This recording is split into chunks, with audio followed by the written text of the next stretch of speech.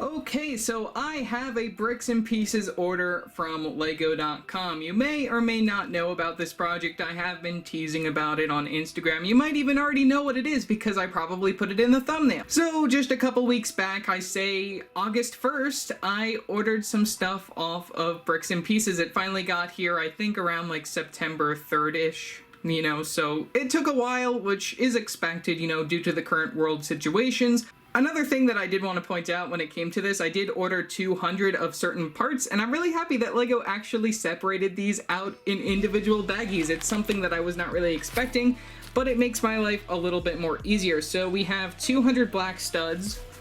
We have 200 of these dark tan studs. This is the first time that we've gotten dark tan studs. We do see them within the new Iron Man Mosaic set for the LEGO art theme, and then we also see them with the hole in the center inside the new Diagon Alley, which I should already have a review out for that by the time this video comes out. As for the other studs I got some of the regular brown studs, 200 of those as well. 200 of these white studs, and then 200 of these regular tan studs. So if you count all that up, I have 1, 2, 3, 4, 5 of these 200 stud bags. So 2, 3, 4, 5, 6, 7, 8, 9, 10. That is 1,000 pieces right there already, and I didn't even get into this, which this I will have to pour out so then you guys can see the contents of.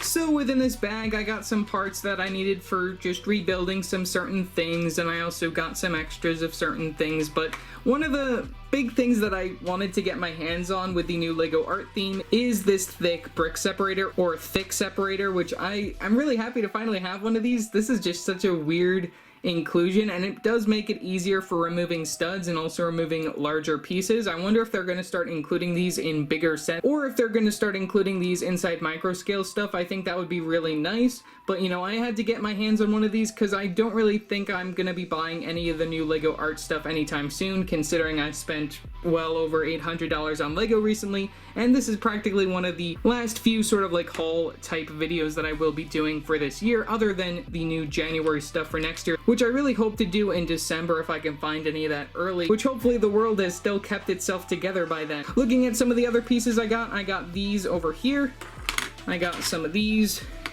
and I got 2 of these. I got these for a thing I'm rebuilding, that being the ATTE, which is the 2013 one. I am missing one printed piece for that, otherwise I should be able to review that very soon. And I'll be able to review the 2013 gunship alongside that. I'll probably release those around the same time. I got a bunch of these right here that I needed for an Indiana Jones thing I'm rebuilding, that I needed more of those just in a better condition. And I did also get a bunch of these cylinder pieces in red for that project. And then I also got one of these because for some reason this particular piece, a 1x2 dark brown brick piece, does not come in too many sets, so I'm very happy to have gotten one of those because I need it for something. Same thing goes for these 1x2 tile pieces in dark brown. These break quite easily, which is why I needed to order some more of those. And then I got some of these lightsaber handle pieces, the longer ones that were introduced in the Monkey Kid sets, which I haven't gotten any of those. Maybe I'll get some next year if they have anything that interests me, but I got one in gold right there, which is the primary color that it does come in within those sets, and then I got 2 of them inside this dark gray color. I would have liked to see these inside maybe a light gray, or maybe even just like a silver color, just to make it for a lightsaber for Darth Maul. I think that's really what a lot of people are wanting to use this particular piece for, but I'm really happy that they introduced this, and I'm excited to see if they do start using it in LEGO Star Wars next year. So yeah, that's pretty much all that I have to say for this small bricks and pieces order. Let's move on to the actual video that you guys came here for.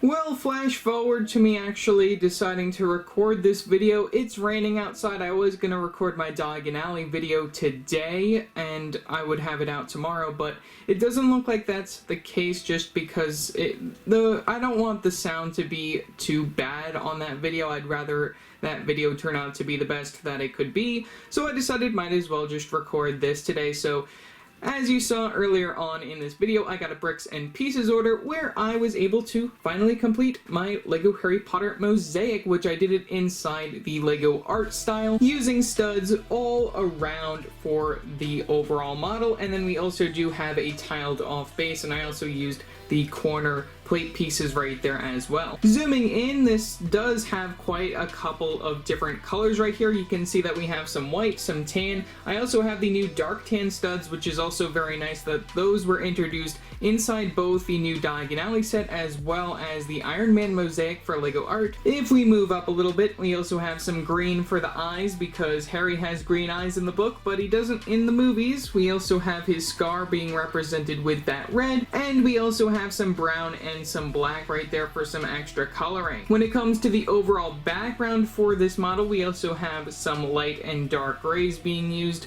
from the very bottom, and also for the shirt collar right there, which looks very nice. Also, when it comes to this side over here, I did place a 2x4 tile piece, which I gotta zoom out for, there you go, which that should have the Harry Potter logo if it was correct to like the Lego art standards, but it does not. And then finally, one other thing that I did want to mention is that I did not build this in the same style as the actual Lego art products. I built this in a different way using a 32x32 base plate, and then also using some regular plate pieces just to make the background inside that dark gray color, and then I placed the studs on top of that.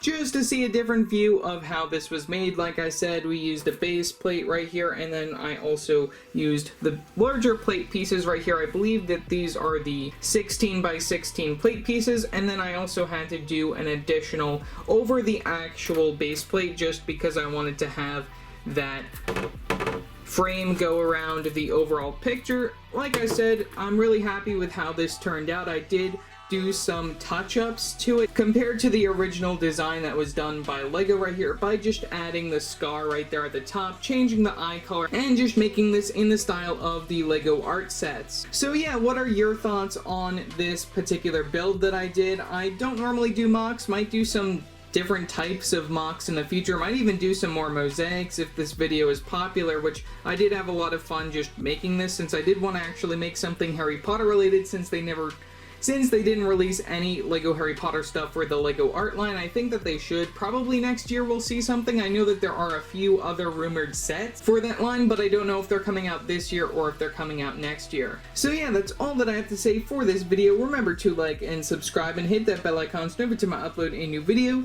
So yeah, that's it for now, and I will see you next time. Bye!